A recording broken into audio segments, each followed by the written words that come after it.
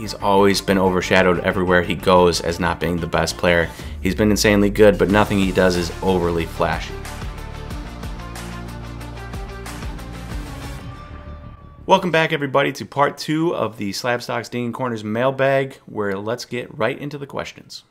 At SlabStox, which can be both Nate and I, who is your favorite hitter in the MLB? Easy choice, easy choice. Ryan Braun. Knew it. I was waiting for that. What are you putting together right now? What's that? Trying. I don't think I'll ever find the platinum, but trying to put together the 2020 Top Series 1 Ryan Braun set. I can get a black out of 69 and an Independence Day out of 76 and a vintage out of 99 fairly quickly for like a combined $40 if I wanted to buy them right now. After that, I just have to find a Father's Day blue, which there was one for like $14.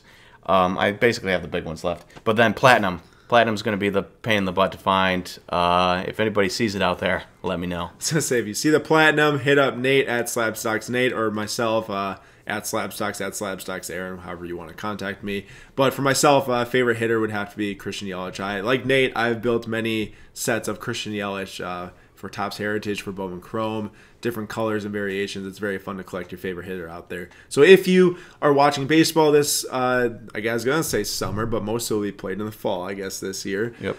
Maybe go and pick up some of your cards with your favorite hitter and build some collections because they are great to look back on and to always remember maybe this weird baseball season with 60 games for sure. Yeah, and the fun thing is, 2020 Top Series 1 is 14 years into Ryan Braun's career, and yet it's still fun to chase those cards. Nobody else really cares about them. I might be one of like 5 people that cares, and but it's a fun chase. Doesn't matter what year. If it's your favorite player, it's your favorite player.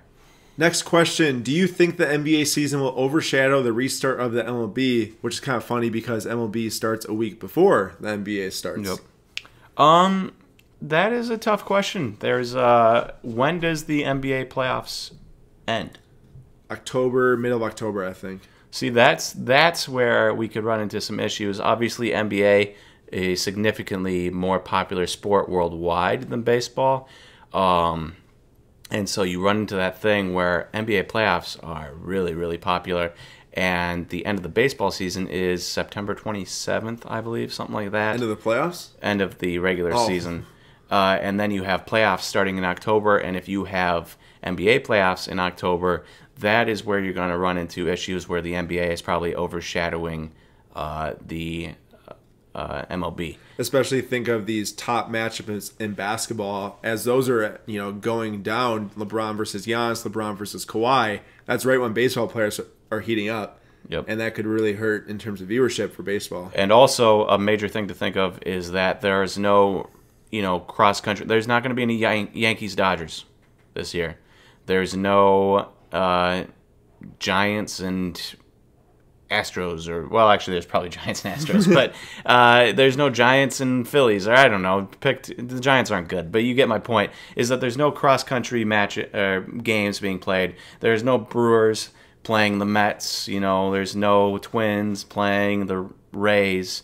It's all interdivisions. So, most of the Midwest is going to be watching just Midwestern games. Unless you're in Iowa, then you're blacked out of almost every market, and you're not going to be watching baseball this year.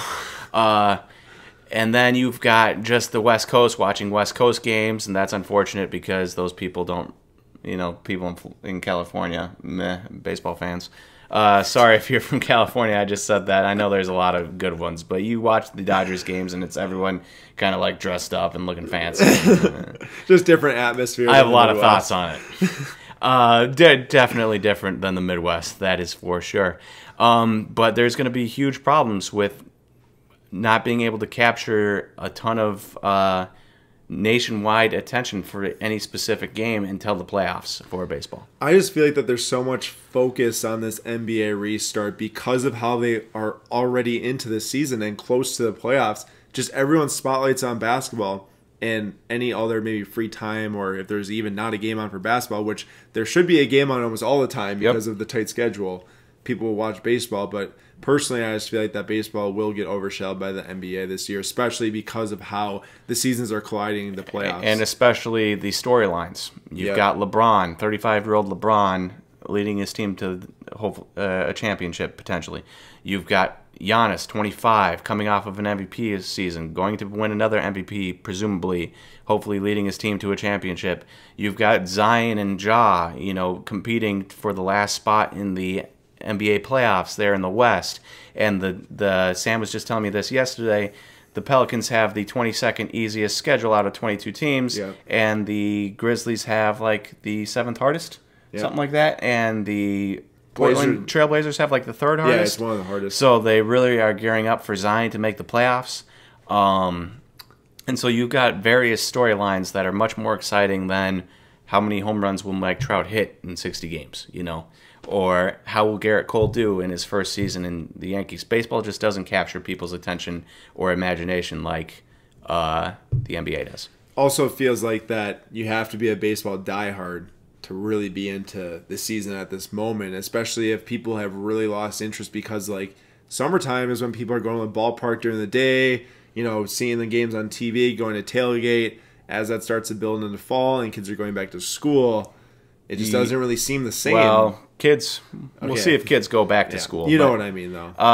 There's something to be said there where a lot of Brewers fans really like going to Brewers games because they can enjoy a few adult beverages, have a few sausages, eat some chips and some peanuts and some seeds and stuff, and enjoy the atmosphere around the game more so than enjoying the game.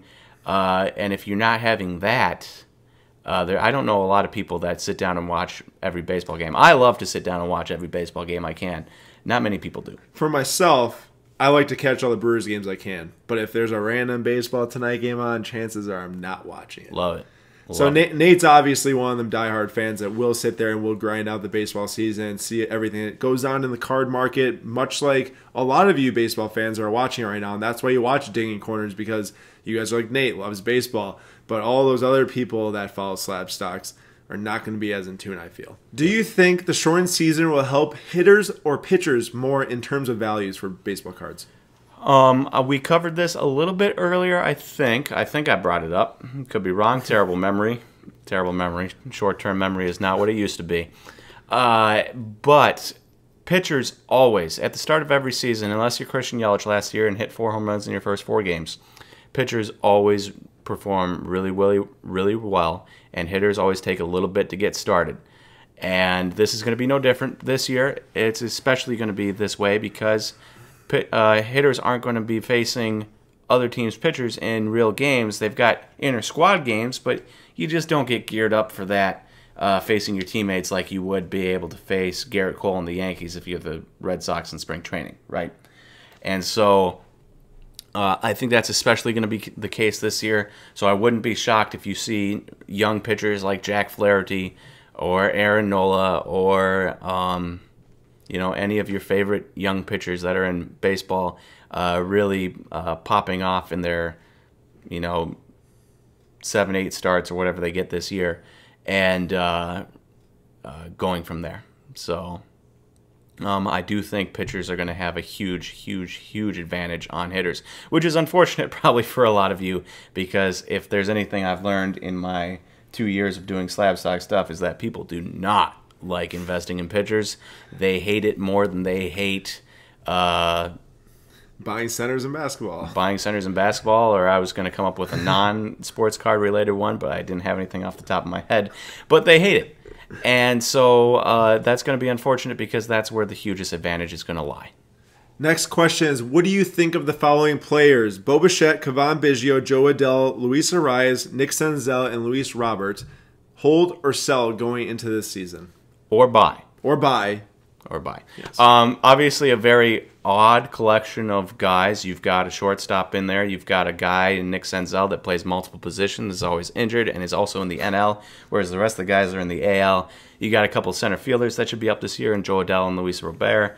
Or Robert. I always say Robert, but it is Robert. I was saying somebody else's name wrong earlier. Kelenic. I always say Kelenic. But Or Who knows? There's one way to pronounce it, and I always pronounce it wrong. Anyways, I think Kevin Biggio was playing a little bit above his head last year. I also think maybe Bo Bichette was playing. Bo Bichette's really good, don't get me wrong, but I think he might have been playing a little bit above his head this year. If I was I would probably sell Kevin Biggio. I'd hold Bo Bichette. I'm not a huge believer in him. So, hold Bo Bichette, sell Kevin Biggio. Luis Arias, I really, really like. I think his hit tool is really going to play well this year in the NL Central, AL Central. So buy Luis Arias. Nick Senzel can't stay healthy. Just got injured again the other day in practice. Really? At this point, with everything that's happened to Nick Senzel, I love the bat. I love the defensive profile. But because you can't stay healthy, if he's going to be injured every 15 games or so, that's just not a viable investment option. So it depends on what you're comfortable with. I don't think I'd go into buying it, but maybe hold. I don't know if I'd sell either. I'd probably just hold and see what happens there. He's too good to sell, but he's also too injured to pronounce him to be a buy. After that, we got Joe Adell and Luis Robert. I like both those guys. I am excited for both of them to come up. If you can get some of their rookies cheap, Joe Adell obviously doesn't have any rookies yet, but if you can get some Luis Robert rookies, they're like $18 a pop. Maybe buy one or two and see what happens. Pretty fun time. Next question. Are guys like Alex Bregman, Anthony Rendon, Matt Chapman, and Nolan Arenado, why are they being overlooked in the marketplace? Well, there's reasons for all of them. So we'll get into them. The first guy was who? Alex Bregman.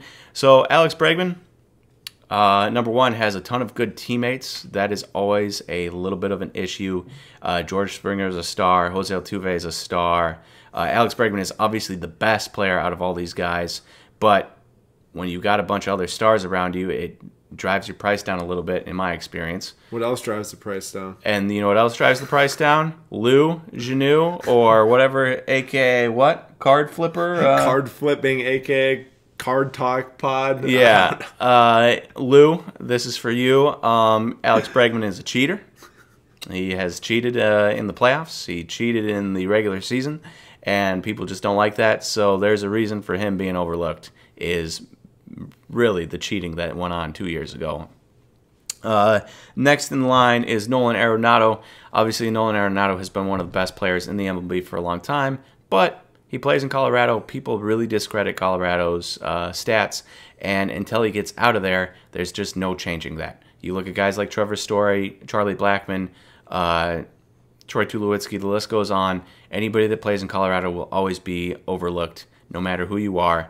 And if you don't get out of there, you're just toast. Next in line is Matt Chapman. Matt Chapman is unarguably really, really, really, really good. And right now, he actually might be the best player on that list from like a pure baseball standpoint. He is, I don't know if he's young. I don't know if he's younger than Bregman, but he's really young. He's got a ton of power. His defense is insanely good. But he plays on the A's. He plays on the A's. People just are not excited about the A's. It doesn't matter what you do. The A's, the Rockies. A lot of that has to do with West Coast. West Coast teams just do not get play in the Midwest and the East because people are already in bed by the time their games are on or being finished. So I just don't think that you're going to get that much excitement out there. And then Anthony Rendon, obviously he played second fiddle to Bryce Harper all those years, and then he plays second fiddle to Juan Soto. He was the better player last year, but Juan Soto was 20, and people loved bringing it up, and people were very excited about Juan Soto being 20. So he had to play second fiddle to Juan Soto again, and now Anthony Rendon has to play second fiddle to Mike Trout again. I predicted him as my MVP for the AL in my baseball preview, just as like a fun pick, but he's always been overshadowed everywhere he goes as not being the best player. He's been insanely good, but nothing he does is overly flashy. Good averages, good power, good walk rates, but nothing like overly exciting about it. He's not hitting 50 home runs. He's not stealing 30-some bags. He's not an insane glove like Matt Chapman. So there's nothing that's super exciting about him. He's just steady in all areas. So there's a reason all 4 of those guys are undervalued. I do think if anybody's going to break through, I guess it would be Matt Chapman. Why do you guys think Gleyber, Torres' prices are so cheap? Nate says it one way, most people say the other. Gleyber? Yeah. I always do say Gleyber. So Gleyber Torres obviously has one major thing going for him, and that is he is the shortstop of the New York Yankees. Age 2. Age 2, he's 23, I believe. Don't quote me on that, but I'm pretty sure he's 23. The problem with Gleyber Torres is that he just had his breakout year, and his breakout year was like an 857 OPS. 857 OPS is really good, but that was with 37 home runs. That's a little scary if he doesn't hit that many home runs, and he's in a small ballpark. There's just not enough bat there. If he can't break into the 900s, there's just not enough excitement. He's super young. He's the shortstop of the Yankees, but an 857 OPS as your breakout is just not what people were expecting, especially in a small park like that. You really need him to break out again and get into that 900 OPS range for people to be incredibly excited about him. I mean, Fernando Tatis in his first year in the majors last year, it shortened obviously because of injuries, had a 900 plus OPS, and Gleyber Torres, multiple years older, is not hitting those numbers. So think about the ballpark too. And think about the Padres ballpark compared to the Yankees. So there is legit concern that Gleyber Torres is a really nice player that gets boosted because he's on the Yankees, but just isn't actually that great. I know people don't like that. And also keep in mind, he gets to feast off of the Orioles pitching. I think he had like 14 home runs out of his 37 against the Orioles last year. That will help anybody. Obviously, everyone else in the AL East has the same advantage that he does playing the Orioles pitching, but a guy like Fernando Tatis does not get that advantage. So there's just more exciting shortstops, I think, long-term in Fernando Tatis and guys like Francisco Lindor that even though they play on the Indians, just insanely good compared to Gleyber.